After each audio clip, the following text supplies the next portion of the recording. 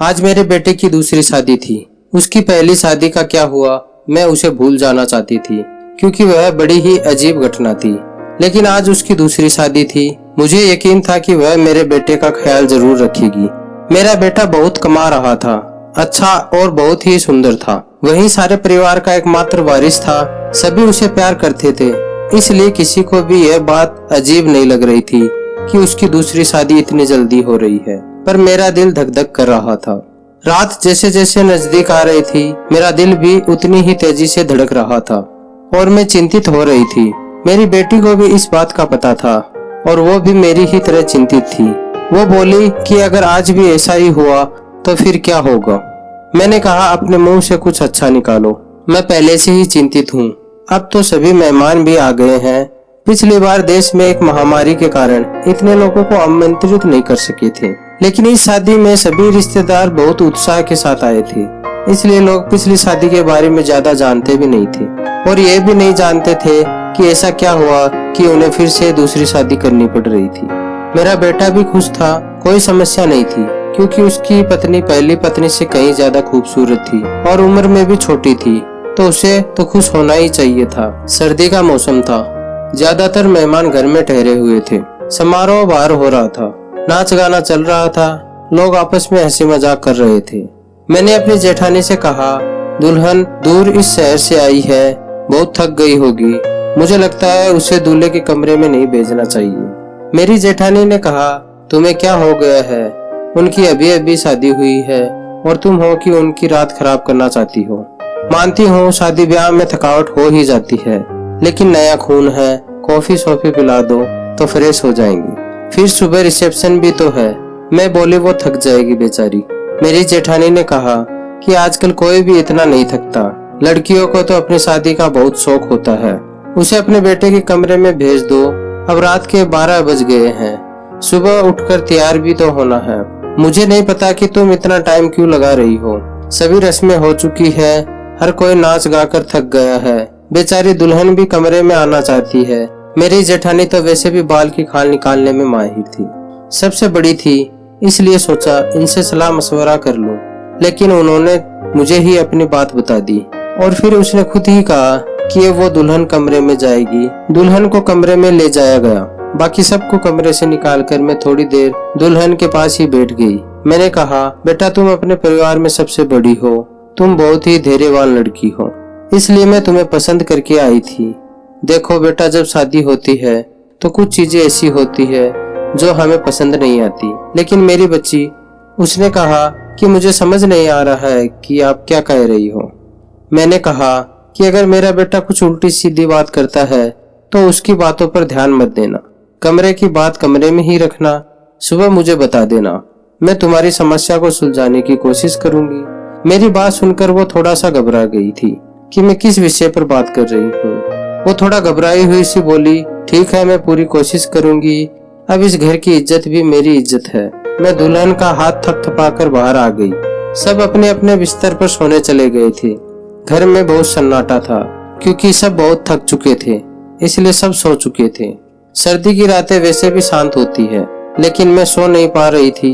बहुत देर बाद आखिर में सोने चली गई, लेकिन मेरी आंखों में नींद ही नहीं आ रही थी और मेरी आंखें बार बार घड़ी की ओर ही देख रही थी। सुबह जल्दी हो जाती तो मेरी सारी चिंताएं खत्म हो जाती, लेकिन जैसे ही 2:30 बजे मैंने एक जोरदार चीख सुनी और उसके बाद मुझे पता चल गया कि अब क्या होने वाला है। उसके बाद बार बार चीखें शुरू हो गई। ये एक लड़की की चीखने की आवाज थी और वो लड़की कौन हो सकती है मैं अच्छी तरह जानती थी। सभी मेहमान भी धीरे धीरे उठने लगे। अचानक मेरे बेटे के कमरे का दरवाजा खुला और मेरी बहू पागलों की तरह चीखती हुई बाहर भागी। उसे पता ही नहीं चला कि उसके पास तो दुपट्टा भी नहीं है। व्यस्त व्यस्त कपड़ों में बाहर भागती हुई आई थी। वो घर से बाहर भाग जाना चाहती थी, जब कुछ औरतों ने उसे पकड़ लिया और कहा, बेटा क्या हो गया, अपने आप को संभालो। सब उसको संभालने लगे, लेकिन वह बेहोश हो गई थी। जब कोई बेहोश होता है तो उस पर पानी के छींटे वगैरह मारे जाते हैं, लेकिन मेरी बहू तो पानी के छींटे मारने पर भी होश में नहीं आ रही थी। उसका पूरा शरीर ठंडा पड़ गया था। उसे फौरन अस्पताल ले जाया गया। मैं उसे अस्पताल ले जाना नहीं चाहती थी, क्योंकि फिर से वही तमाशा बन जाता, लेकिन और कोई चारा भी नहीं था मेरे पास। बेचारी बच्ची किसी भी तरह होश में नहीं आ रही थी। उसके माँ बाप को भी बुला लिया, उन्होंने भी एक दूसरे के कानों में बातें करना शुरू कर दी थी। पता नहीं हमारी बेटी को क्या हो गया है, पता नहीं उसके साथ क्या सलूक किया गया है। वो सब लोग मुझे अजीब सी नजरों से देख रहे थे, सवाल ही सवाल थे हर तरफ, और मैं बेचारी परेशान सी हॉस्पिटल में घूम रही थी। मैंने घर आकर अपने बेटे से पूछना चाहा कि अब उसने क्या किया है, तो वो कमरे में ही नहीं था। उसका फोन भी बंद था।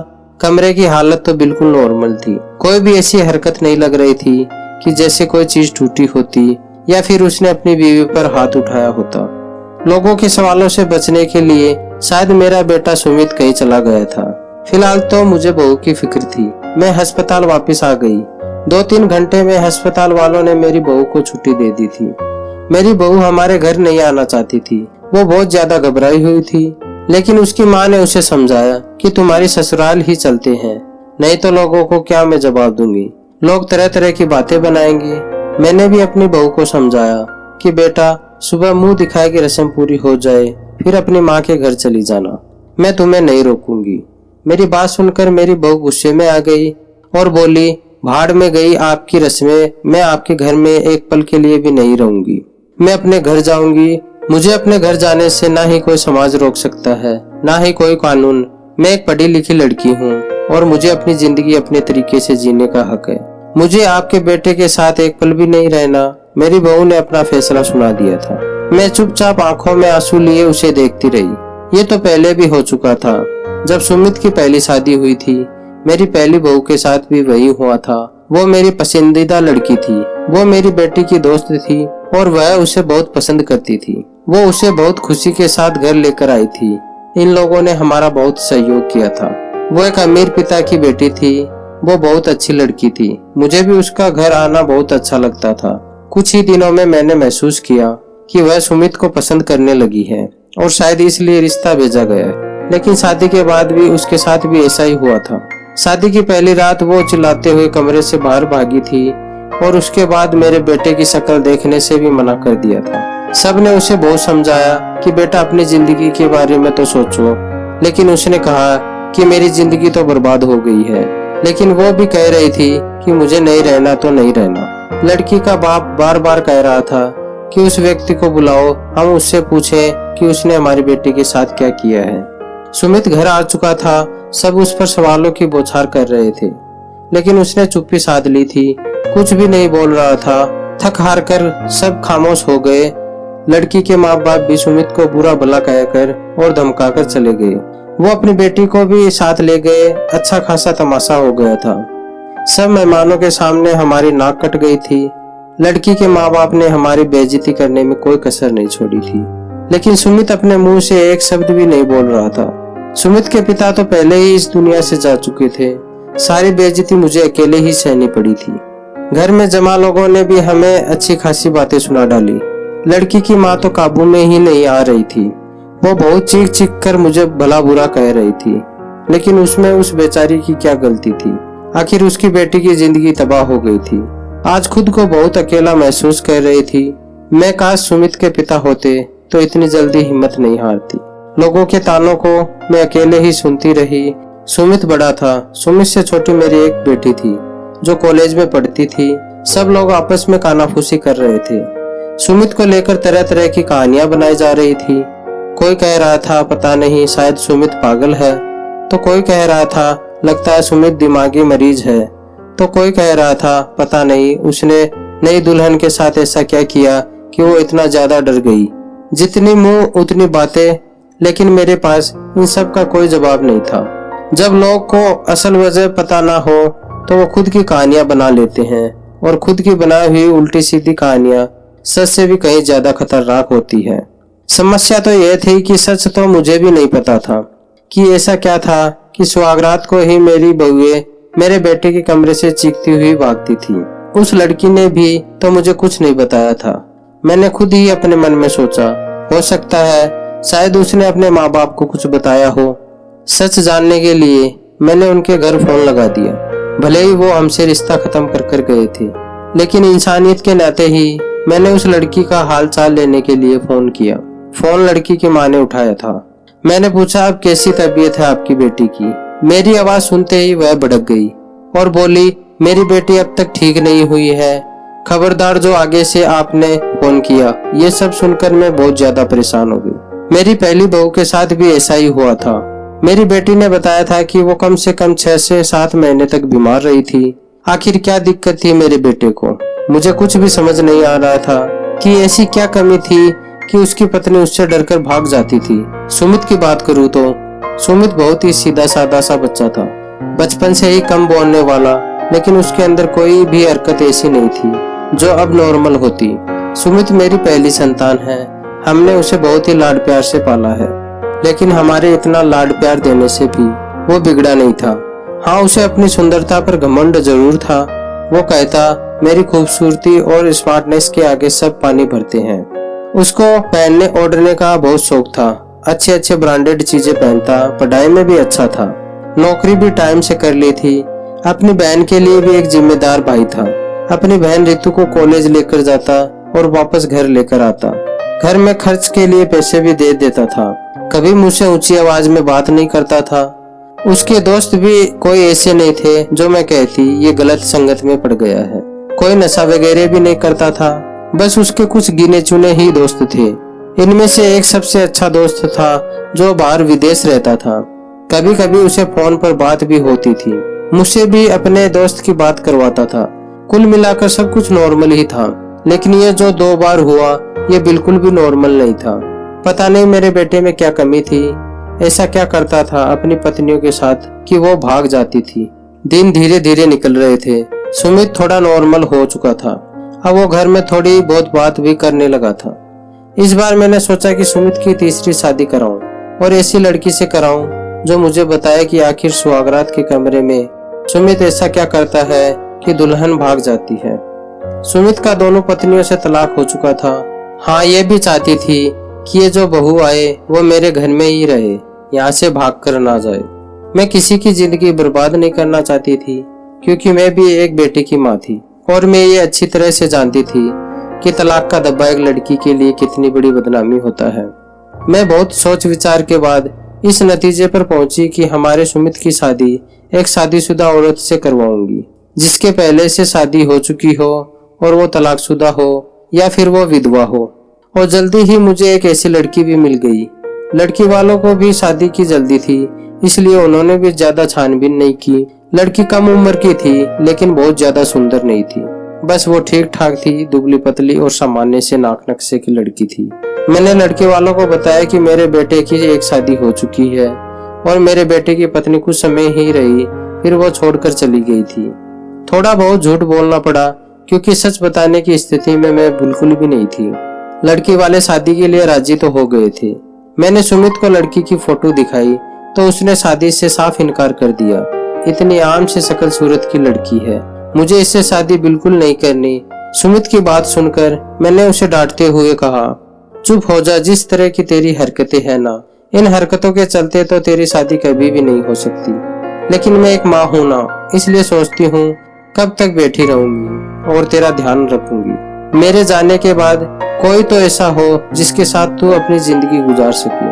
बोलते बोलते मेरी माँ की आंखों में आंसू आ गए। मेरी आंखों में आंसू देखकर सुमित चुप हो गया, शादी के लिए हाँ कर दी और उठकर कमरे में चला गया। कहीं ना कहीं सुमित के दिल में चोर जरूर था। वो मुझसे नजर चुरा रहा था, लेकिन इस बार मैंने भी तय कर लिया था कि मैं सच जानकर रहूंगी। मैंने पहले ही सोच लिया था कि इस बार मैं लड़की को अपने भरोसे पर ले लूंगी, लेकिन उसे यह नहीं बताऊंगी कि पहले उसकी पत्नियां डरकर भाग गई थी। उसे प्यार से समझा दूंगी, उसे भरोसा दिलाऊंगी कि अगर कुछ ऐसी वैसी बात है तो मुझे बताए, मैं उसकी समस्या का समाधान करूंगी। पर इस बार शादी का प्लान बहुत ही नॉर्मल सी करने का था और फिर मैंने बहुत ही नॉर्मल तरीके से सुमित की शादी कर दी। लड़की का नाम प्रिया था, बहुत ही प्यारी सी बच्ची थी। मेरी बेटी ने मना भी किया था कि मम्मी रहने दो, भाई को भाई के हाल पर छोड़ दे, लेकिन मैंने उसे समझाया था कि बेटा, हो सकता है तेरे भाई के साथ कुछ मसला हो जिसे सुलझाना हमारा फर्ज है। इस बार मैंने ज्यादा मेहमानों को नहीं बुलाया था। घर में कुछ ही मेहमान थे जो कि मेरे रिश्तेदार नहीं बल्कि मेरे कुछ जानने पहचानने वाले थे। मेरी कुछ सहेलियां वगैरह थी और उनके परिवार वाले थे। मैं प्रिया को सुमित के कमरे में ले गई और उसे बेड पर बैठाते हुए मैंने प्रिया का हाथ अपने हाथों में ले लिया और उसे हल्के से दबाते हुए बोली, प्रिया बेटा, तुमसे बहुत ही जरूरी बात करनी है। बहुत ही ध्यान से मेरी बात सुनो प्रिया। प्रिया मुझे आश्चर्य से देखने लगी कि भला ऐसी कौन सी बात है जो अभी करनी है। मैंने प्रिया को समझाते हुए कहा, बेटा, सुमित इस शादी के लिए राजी नहीं था। बहुत ही मुश्किल से मैंने उससे शादी के लिए तैयार किया है। हो सकता है मेरा बेटा कुछ अजीबोगरीब हरकतें करे, हो सकता है तुम्हें डराने की कोशिश करे जिससे कि तुम उसे छोड़कर भाग जाओ। लेकिन बेटा, तुम्हें डरना नहीं है। जो भी हो तुम्हें सब कुछ मुझे बता देना है। बस तुम्हें उसके डराने धमकाने में या उसकी बातों में आने की जरूरत नहीं है। प्रिया ने मेरी बातों को सुनकर हाँ में सिर को हिला दिया था।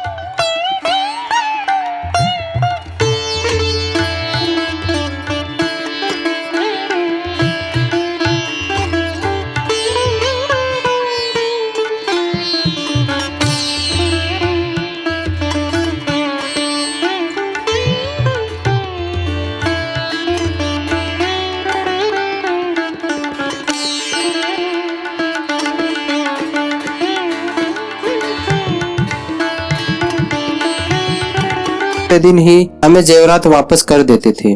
मैं तो दहेज भी नहीं लेती थी। फिर आखिर ऐसा क्या था कि ऐसे खूबसूरत पढ़े लिखे और अमीर लड़के को छोड़कर भी लड़कियां भाग जाती थी। मेरा दिमाग सोच सोच कर फटा जा रहा था। कैसे पता लगाऊं कि आखिर बात क्या है। सुमित भी अपने मुंह से कुछ कहने को तैयार नहीं था। जब भी इस बारे में कुछ बात करने की कोशिश करती तो उठकर बाहर चला जाता था। मुझे बात करने का मौका ही नहीं देता था। लेकिन अब मैं हर वक्त सुमित पर नजर रखने लगी थी। उसकी हर एक हरकत पर ध्यान देती थी। शायद कुछ तो ऐसा सबूत मिले कि पता लगा सकूं, ये जान सकूं कि आखिर सच्चाई क्या है। लेकिन उसके हाव भाव से कभी ऐसा लगा ही नहीं कि उसमें कुछ एबनॉर्मल भी है। एकदम नॉर्मल लड़कों की तरह था जैसे लड़के होते हैं। मुझे कोई भी रास्ता दिखाई नहीं दे रहा था। एक दिन तंग आकर मैंने सुमित के दोस्त को फोन लगाया। उसी विदेश में रहने वाले दोस्त को मैंने पूछा, जतिन, तुम तो हमारे सुमित के इकलौते दोस्त हो जिससे सुमित अपने दिल की सारी बातें करता था। मुझे सुमित के बारे में सब कुछ बताओ। उसने अपने जीवन के बारे में तुम्हें जरूर कुछ बताया होगा। लेकिन यह सुनकर तो मैं हैरान हो गई कि उसने अपने दोस्त को अपने बारे में कुछ भी नहीं बताया था। और बस यही बात मुझे बहुत ही अजीब लगी कि उसने अपने दोस्त को यह भी नहीं बताया कि मेरी 3 शादियां हो चुकी है और मेरी तीनों पत्नियां शादी की पहली रात को मुझे छोड़कर भाग जाती है। लेकिन उसने ये बात अपने दोस्त को नहीं बताई जो कि उसका सबसे अच्छा दोस्त था। ये मुझे काफी अजीब लग रहा था। लेकिन शायद उसने नहीं बताया होगा क्योंकि वो शर्मिंदा नहीं होना चाहता होगा। शादी की ही रात 3 पत्नी का भाग जाना, वो भी 3-3 पत्नियों का। धीरे धीरे 6 से 7 महीने और गुजर गए। घर में सब कुछ नॉर्मल चल रहा था। लेकिन सुमित को लेकर मैं बहुत ज्यादा परेशान थी। ऐसा क्या था जो दुल्हन शादी की रात को ही भाग जाती थी। मैंने एक बार फिर से सुमित की शादी के लिए सोचा और इस बार मैंने ठान लिया कि सच्चाई जानकर ही रहूंगी। इस बार मैंने लड़की को सब कुछ बता दिया था, कुछ भी नहीं छुपाया और लड़की भी किसी ऐसे घर से लाई थी जिसे शादी की सख्त जरूरत थी, क्योंकि ये लोग बहुत ही गरीब थे और उसके घर में उसके छोटे 2 भाई थे। मैंने कहा, तुम्हारे दोनों भाइयों की पढ़ाई की जिम्मेदारी मेरे ऊपर है और शादी में भी आप लोगों को कुछ भी खर्च नहीं करना पड़ेगा। लड़की को तो मैंने राजी कर लिया था, लड़की के माँ बाप भी राजी हो गए, लेकिन मैंने यह बात लड़की के माता पिता को नहीं बताई थी, बस वो लड़की को बता दी थी। लड़की थोड़ी घबराई हुई थी क्योंकि मैंने शादी से पहले ही सारी बातें लड़की को समझा दी थी। पहले तो वो बहुत ज्यादा डर गई, फिर खुद को संभालते हुए बोली, कुछ भी हो मैं इससे शादी करने के लिए तैयार हूँ। अगर मेरे थोड़े से त्याग से मेरे भाइयों की जिंदगी बनती है तो उसमें बुराई क्या है। जो कुछ भी होगा उसे सहन करूंगी और वैसे भी सारे समझौते औरतों को ही करने पड़ते हैं। लड़की, जिसका नाम पूनम था, भले ही गरीब घर की थी लेकिन बहुत ही संस्कारी और समझदार लगी मुझे। दिल ही दिल में खुशी हुई कि अगर पूनम मेरी बहू बनती है और मेरे घर में टिकी रहती है तो यह मेरे लिए बहुत ही सौभाग्य की बात होगी। संस्कारी होने के साथ साथ पूनम बहुत ही खूबसूरत भी थी।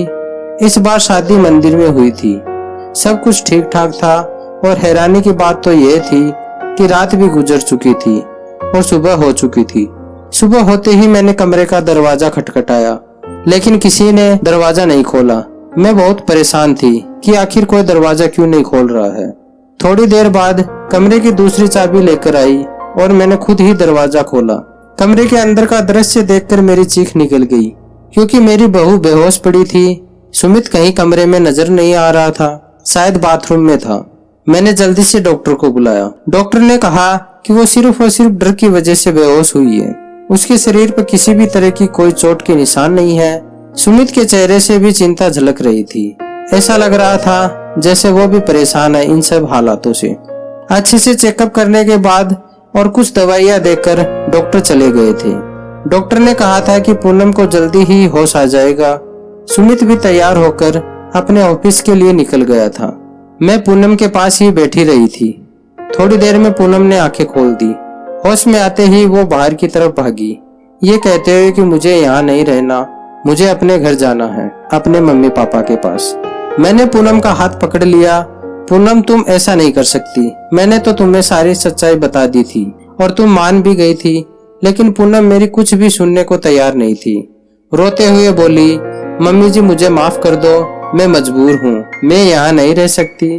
बेफिक्र रहे, मैं अपने मम्मी पापा को कुछ नहीं बताऊंगी, सब कुछ संभाल लूंगी, बस आप मुझे इस घर में रहने को ना कहे। लेकिन पूनम, मुझे बताओ तो सही, आखिर ऐसा क्या हुआ था?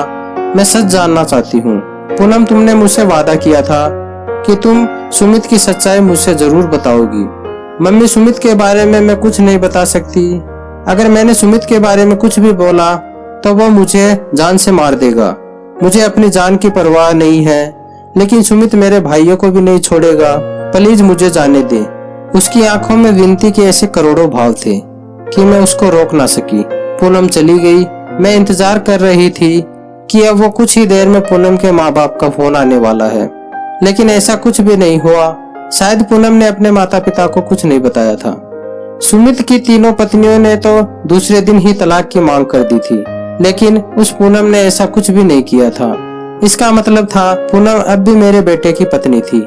मैंने सोचा कि अब मैं सुमित का चेकअप करा कर ही रहूंगी। अपने होशोहवास में तो सुमित ऐसा कभी नहीं करने देता, इसलिए एक दिन मैंने सुमित के खाने में नींद की दवाई मिला दी।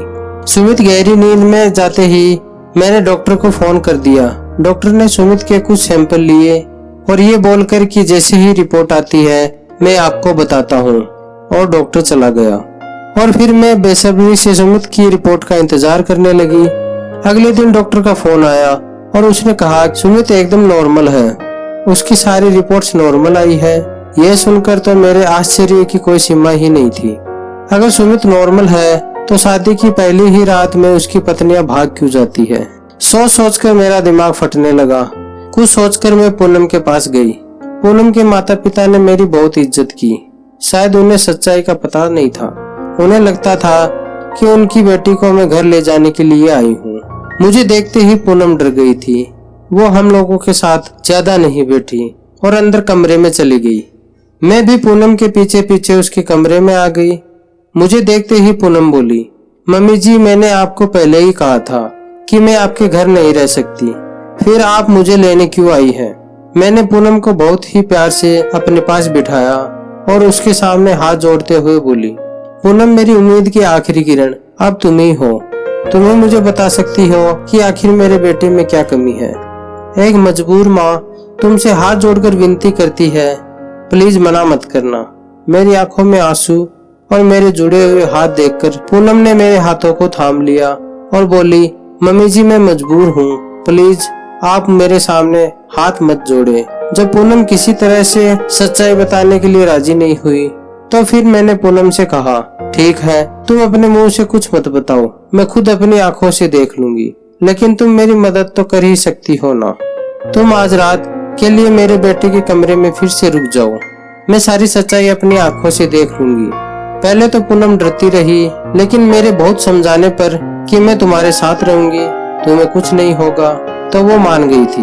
मैं पूनम को अपने घर ले आई। पूनम के माता पिता ने भी बहुत ही खुशी से अपनी बेटी को विदा किया था। एक बार फिर से पूनम को दुल्हन बनाकर मैंने सुमित के कमरे में बैठा दिया। सुमित को मैंने पहले ही फोन कर दिया था कि पूनम घर आ गई है, तुम भी ऑफिस से जल्दी आ जाना, आज मैं घर पर नहीं मिलूंगी, तुम्हारी मौसी की तबीयत बहुत खराब है, वहाँ जा रही हूँ और रात भर वहीं पर रहूंगी। मेरी बात सुनकर सुमित ने सिर्फ हाँ में जवाब दिया था और फोन काट दिया था। मैं सुमित के कमरे में ही छुपकर बैठ गई थी। आज सब कुछ मैं अपनी आंखों से देख लेना चाहती थी। कुछ ही देर में दरवाजा खुला और अंदर कमरे में सुमित दाखिल हुआ। उसने एक नजर सजी सवरी बेटी पूनम पर डाली और बिना कुछ कहे बाथरूम में घुस गया था। पूनम डरी सहमी सी बैठी थी कि जैसे अभी उठकर भाग जाएगी। मैं भी सांस रोके आने वाली कंडीशन के लिए खुद को तैयार कर रही थी कि तभी अचानक बाथरूम में से किसी औरत के चीखने की आवाज आने लगी। आवाजें सुनते ही पूनम बेड से नीचे उतरकर खड़ी हो गई थी। डर से वो थर-थर कांप रही थी। मैं भी हक्की बक्की सी खड़ी थी। अंदर जो सुमित गया था, फिर ये औरत की आवाज क्यों? तभी सुमित बाहर निकला और सुमित को देखते ही मैं बेहोश होते होते बची। उसने अपना हुलिया एकदम से बदल लिया था। उसने औरतों जैसे कपड़े पहन रखे थे, बहुत ही बेहुदा सा, यूं कहिए कि बहुत ही डरावना सा मेकअप कर रखा था। आंखों में जैसे खून उतरा हुआ था। आवाज भी लड़की की तरह निकाल रहा था। तुमसे मना किया था ना, मेरी जिंदगी में दोबारा मत आना। तुमने मेरी बात नहीं मानी, अब तुम अपनी मौत की खुद जिम्मेदार होगी। बहुत ही भयानक हंसी हंसता हुआ सुमित पूनम की तरफ बढ़ता है। पूनम चीख मारती हुई मेरे पास आ गई। मैं भी बाहर आ गई और सुमित को रोकने की कोशिश कर रही थी। सुमित क्या हो गया है तुम्हें? तुम होश में तो हो? सुमित ने मुझे जोर से धक्का दिया और कहा, कौन सुमित? उर्मिला नाम है मेरा। इसी बीच मौका देखकर पूनम कमरे से भाग गई थी। इससे पहले सुमित फिर से मेरे पास आता, मैं भी कमरे से बाहर निकली और कमरे को बाहर से बंद कर दिया था। सुमित की भयानक हंसी मुझे बाहर तक सुनाई दे रही थी। मैं डरी सहमी सी पूनम को अपने सीने से लगा रखी थी। हालांकि मैं भी खुद बहुत ज्यादा सख्ते में थी और डरी हुई थी। सुमित मुझे जिंदा नहीं छोड़ेगा, उसने मुझसे कहा था। अगर मैंने किसी को कुछ बताया तो वो मुझे मार डालेगा, साथ में मेरे भाइयों को भी। मुझे और मेरे भाइयों को बचा लो मम्मी जी। कुछ नहीं होगा पूनम, शांत हो जाओ, मैं सब कुछ संभाल लूंगी। मेरे दिमाग ने थोड़ा थोड़ा काम करना शुरू किया तो सबसे पहला ख्याल मेरे दिल में यही आया कि शायद सुमित पर किसी भूत का साया है। पूनम को मैंने अपने ही रूम में सुला लिया था। सुबह उठते ही सबसे पहले मैंने अपने फैमिली डॉक्टर को फोन किया। 8 बजे डॉक्टर हमारे घर आ गए थे। मैंने उन्हें सारे हालात से अवगत कराया था। साथ ही मैंने डॉक्टर से यह भी कहा कि मुझे लगता है कि सुमित पर किसी भूत प्रेत का साया है। मेरी बात सुनकर डॉक्टर ने कहा, मुझे नहीं लगता कि ये किसी भूत का साया है, मुझे तो सुमित एक दिमागी मरीज लगता है। उस पर पागलपन के दौरे पड़ते हैं। ऐसे मरीज किसी मूवी या किसी कहानी में डूब जाते हैं और उसी के कैरेक्टर में खुद को उतार लेते हैं। लेकिन आप टेंशन ना लें, इस बीमारी का इलाज है। अपनों के प्यार से और कुछ दवाइयों के जरिए मरीज ठीक हो जाता है, थोड़ा टाइम लगता है। नई दुल्हन को देखकर सुमित पर पागलपन के दौरे पड़ते हैं और ये दौरे सुमित को क्यों पड़ते हैं, इसका सुराग उसके कमरे से ही मिलेगा। एक बार सुराग हाथ लग जाएगा तो उसका इलाज हम अच्छे से कर सकेंगे। डॉक्टर मुझे तसल्ली देकर चले गए थे और पूनम भी जा चुकी थी। अब थोड़ा रात से सामान्य लग रही थी पूनम। मैंने उसे नाश्ता कराया। नाश्ता करते ही पूनम बोली, अब मुझे अपने घर चले जाना चाहिए। पूनम के सिर पर प्यार से हाथ फेरते हुए मैं बोली, पूनम बेटा, अब यही तुम्हारा घर है। इतना सब कुछ अपनी आंखों से देखने के बाद भी आप ये कैसे कह सकती है? पूनम ने हैरानी से पूछा। मैंने पूनम से कहा, अभी डॉक्टर से मेरी बात हुई है, सुमित बिल्कुल ठीक हो जाएगा। बस उसे थोड़े से प्यार और थोड़ी सी देखभाल की जरूरत है, जो हम दोनों मिलकर उसे देंगे। मेरा यकीन करो, सुमित भी बहुत अच्छा लड़का है। वो तुम्हें बहुत ही प्यार से रखेगा। मेरे बहुत देर तक समझाने पर और अपने माँ बाप के हालात को देखते हुए पूनम मान गई। मुझे उम्मीद की किरण नजर आई थी कि मेरा बेटा ठीक हो जाएगा, उसका भी घर बच जाएगा। 10 बजे के करीब सुमित के दरवाजे पर खटखट की आवाज आई थी। मैंने कांपते हाथों से दरवाजा खोला। पूनम को अपने कमरे में भेज दिया था। सुमित एकदम तरोताजा तैयार खड़ा था। मुझे देखते ही नाराजगी से बोला, क्या मम्मी, मेरा दरवाजा बाहर से बंद किसने कर दिया? मुझे ऑफिस के लिए लेट हो रहा है। मैंने एकदम नॉर्मली ही बात की थी।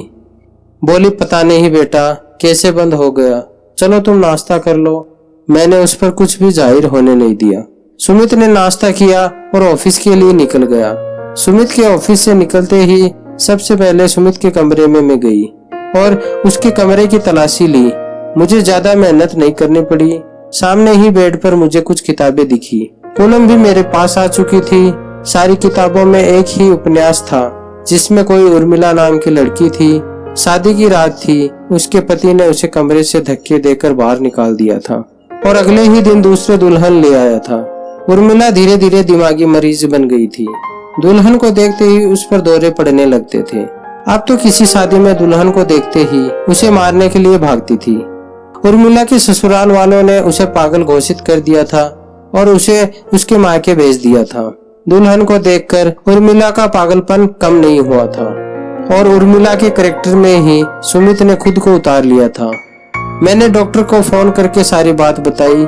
डॉक्टर ने कहा, आप लोग बिल्कुल भी ना घबराए, मैं कुछ दवाइयाँ दूंगा और जो उपन्यास सुमित पढ़ता है वो सारी किताबें आप उस रूम से बाहर निकाल दें। धीरे धीरे प्यार से सुमित को समझाना पड़ेगा, उसे उर्मिला के कैरेक्टर से निकालना पड़ेगा। धीरे धीरे डॉक्टर की दवाइयों से और पूनम और मेरी मेहनत से सुमित ठीक होने लगा था। पूनम और सुमित के सामने सिंपल सी रहती थी, कोई भी बनाव सुरंगा नहीं करती थी। सुमित के व्यवहार में बहुत बदलाव आने लगा था। उसकी आंखों में मैंने पूनम के लिए प्यार देखा था। पूनम कहीं भी जाती, सुमित की निगाहें उसका पीछा करती थी। सुमित का इलाज चलते आज 3 महीने हो चुके थे। पूनम ने जैसी लगन और मेहनत से मेरा साथ दिया था, उसकी मैं कायल हो गई थी। कोई बहुत ही अच्छे कर्म किए होंगे जो मुझे पूनम जैसी बहू मिली। पूनम अभी भी मेरे कमरे में ही सोती थी, लेकिन आज मैंने सोच लिया था कि सब कुछ फाइनल हो जाना चाहिए। मुझे पूरा विश्वास है कि अब सुमित बिल्कुल ठीक हो चुका है। मैंने पूनम से कहा कि पूनम, आज तुम्हें आखिरी कदम और उठाना पड़ेगा, इसके बाद तुम्हारी जिंदगी में खुशियां ही खुशियां होगी। पूनम नासमझी से मेरी तरफ देखने लगी। फिर मैंने उसे समझाया कि पूनम, आज तुम्हें दुल्हन बनकर सुमित के कमरे में बैठना होगा। मेरी बात सुनकर पूनम डर गई थी, लेकिन फिर जल्दी ही संभल भी गई। शायद उसे भी यकीन था कि सुमित अब ठीक हो चुका है। वह भी सुमित की प्यार भरी नजरों को समझ चुकी थी। पूनम, तुम्हें डरने की कोई जरूरत नहीं है। तुम दरवाजा खुला रखना, दरवाजे के बाहर ही मैं खड़ी रहूंगी जब तक कि तुम दोनों के बीच में सब कुछ ठीक नहीं हो जाता। जैसे ही तुम्हें कुछ गलत लगे तो फौरन बाहर भाग आना। रात को सुमित के आने से पहले ही मैंने पूनम को दुल्हन की तरह सजाया। सुमित के बेड को भी बहुत ही खूबसूरती से सजाया था मैंने। सुमित के आने का टाइम हो गया था। मैंने पूनम को सजे सजाए बेड पर बैठा दिया और बाहर आ गई। थोड़ी देर में सुमित भी आ चुका था। खाना खाते हुए सुमित की निगाहें इधर उधर कुछ ढूंढ रही थी। मैं समझ गई थी कि सुमित किसे ढूंढ रहा है, लेकिन मैं अनजान बनी रही। कुछ ही देर में सुमित खुद ही बोला, मम्मी, पूनम कहीं दिखाई नहीं दे रही, क्या कहीं गई हुई है?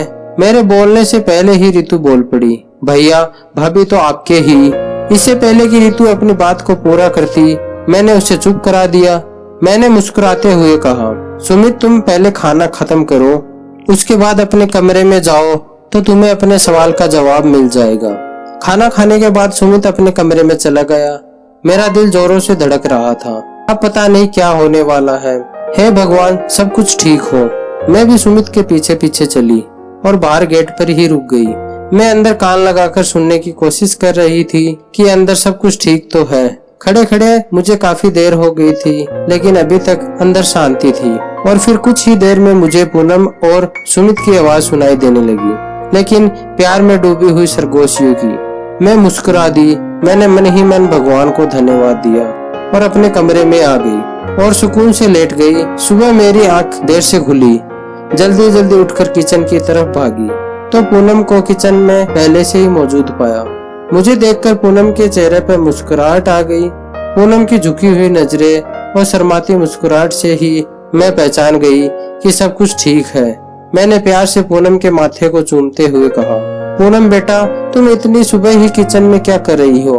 पूनम थोड़ा शर्माते हुए बोली, मम्मी जी, वो सुमित को कॉफी चाहिए थी, वही बना रही हूँ। पूनम को कॉफी बनाता छोड़कर मैं बाहर हॉल में आ गई और सोफे पर बैठकर मैंने आंखें बंद कर ली।